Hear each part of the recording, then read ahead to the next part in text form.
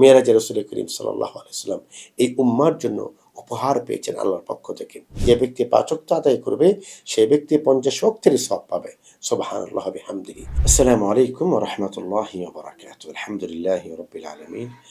ওয়াসসালাতু ওয়াসসালামু আলা রাসূলিল আমিন ওয়া আলা আলিহি ওয়া আসহাবিহি আজমাইন।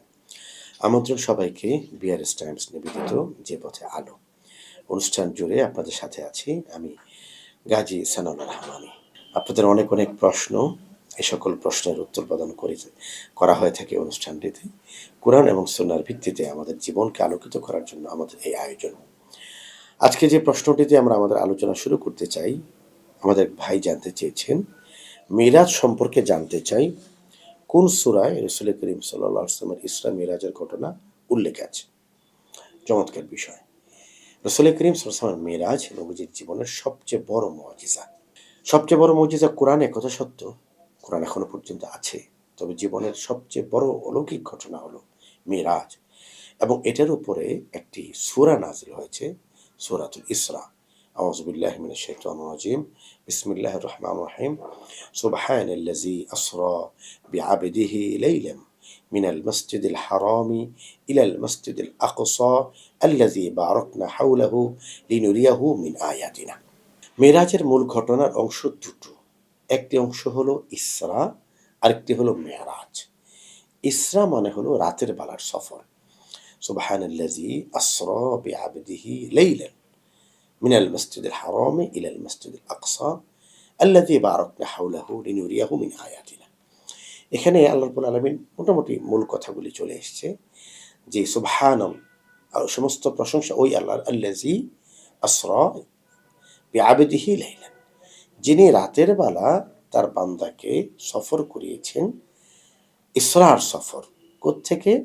মিনাল মসজিদুল হারামি ইলাল মসজিদুল আকসা, মসজিদ হারাম থেকে নিয়ে মসজিদ আকসা পর্যন্ত। এখানে একটি বিষয় রব্বুল আলামিন ক্লিয়ার করার চেষ্টা করছেন, একটি না কয়েকটি বিষয়। এক নম্বর বিষয় হলো পৃথিবীতে একমাত্র নবী রাসূল করিম সাল্লাল্লাহু আলাইহি সাল্লাম যিনি জীবিত অবস্থায় মেরাজ করেছেন।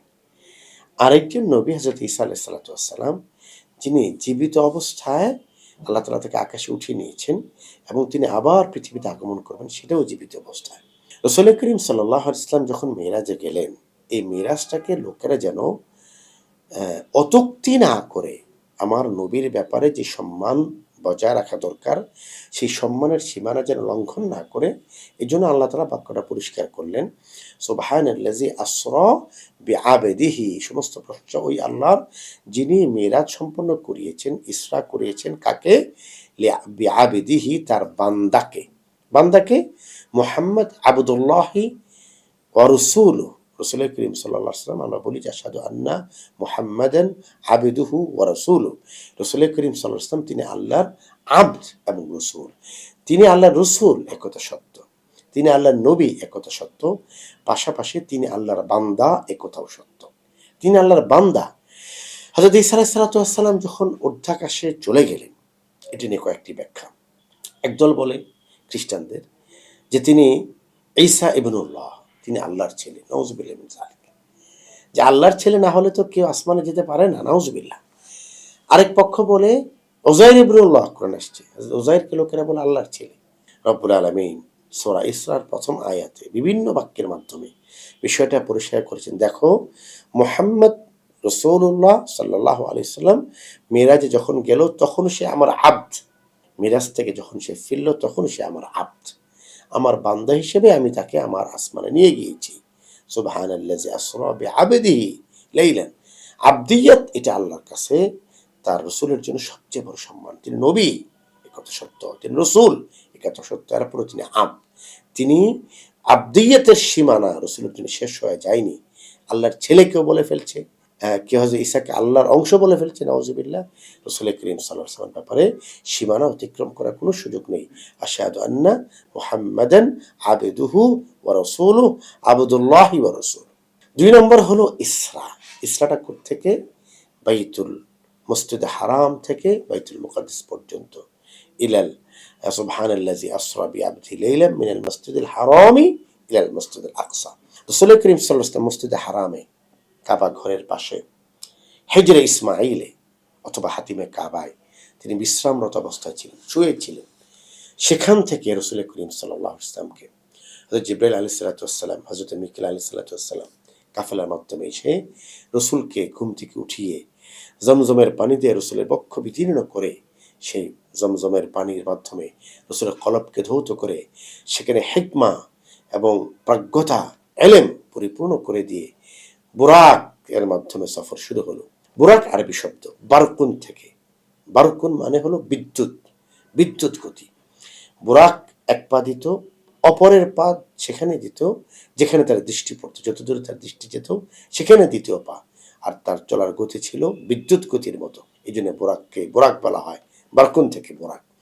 রসুল বোরাকে আরোহণ করলেন এবং রসুল করিম সাল্লাল্লাহু আলাইহি ওয়াসাল্লাম মক্কা থেকে বাইতুল মুকাদ্দাস আসলেন। এটা হলো ইসরা, রাতের বেলার সফর। বাইতুল মুকাদ্দাসে এসে দুমফরক যেটা, এখানে রসুল করিম সাল্লাল্লাহু আলাইহি ওয়াসাল্লাম অবস্থান করলেন, 2 রাকাত নামাজ পড়ালেন। সৈয়দুল মুরসালিন মহান সম্মানে তিনি সেখানে ভূষিত হলেন। এখান থেকে আবার তিনি যাত্রা শুরু করলেন। প্রথম আসমান, দ্বিতীয় আসমান, তৃতীয় আসমান, চতুর্থ আসমান, পঞ্চম আসমান, ষষ্ঠ আসমান, সপ্তম আসমান, এরপরে সিদরাতুল মুনতাহা, এরপরে বাইতুল মামুর, এরপর রব্বুল আলামিনের দিদার। রাসূল করিম সাল্লাল্লাহু আলাইহি ওয়াসাল্লাম আল্লাহর কতটুকু নিকটবর্তী হলেন কোরআন এটা বর্ণনা করছে। সুম্মা দানা ফাতাদাল্লা কানা কাবা কাউসাইনি আও আদানা। আল্লাহ রসুল তার প্রভুর সান্নিধ্যে কতটুকু নিকটবর্তী হলেন, আল্লাহ তাআলা কোরআনে বলছেন কানা কাবা কাউসাইনি আও আদানা। ধনুকের 2 মাথা আপনারা লক্ষ্য করবেন, ধনুক যেটা থাকে, ধনুকের 2টা মাথা বাঁকা থাকে।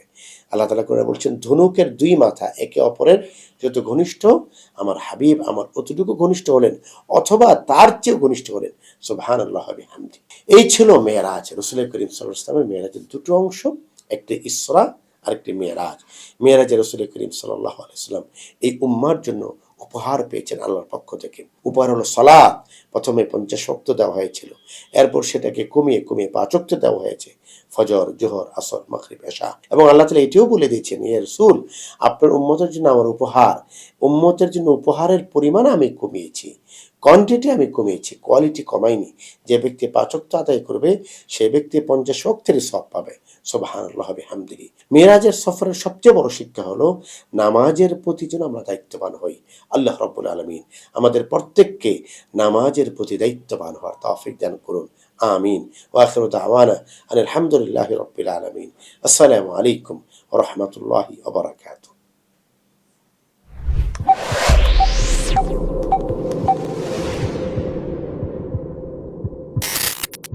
Experience next level illumination with Ray OmniTech's 40-watt tube light.